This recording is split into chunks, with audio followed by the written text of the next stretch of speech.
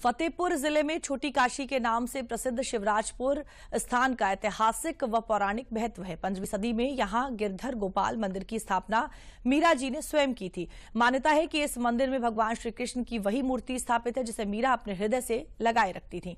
कहा जाता है कि विश्व में और कहीं भी अष्टभुजी ऐसी अद्वितीय मूर्ति गिरधर गोपाल जी की नहीं है। कार्तिक भर लोग जब भी गंगा स्नान को आते हैं तो यहां आकर गिरधर गोपाल जी के दर्शन करते हैं।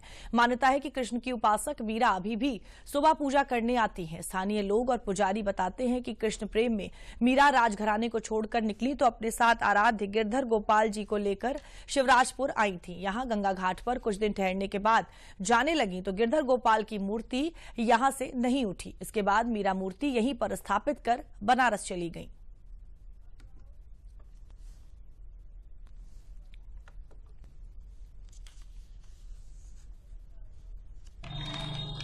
अपने गिरधर गोपाल जी की मान्यता पूरे विश्व में है।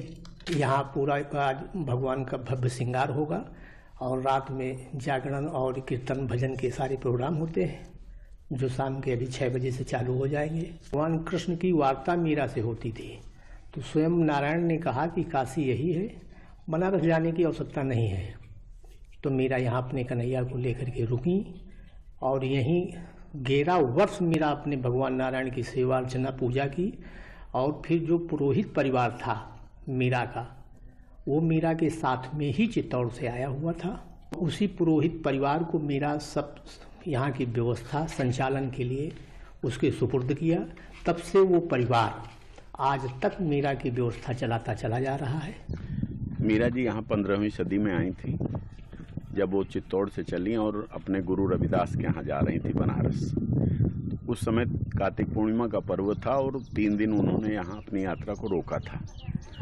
उस 3 दिन के बाद जब मीरा जी को प्रस्थान की बारी आई तो जो भगवान की डोली थी वो उठी नहीं और भगवान ने मीरा जी को प्रेरणा दी, हमको यहीं स्थापित करो और आप चली जाओ।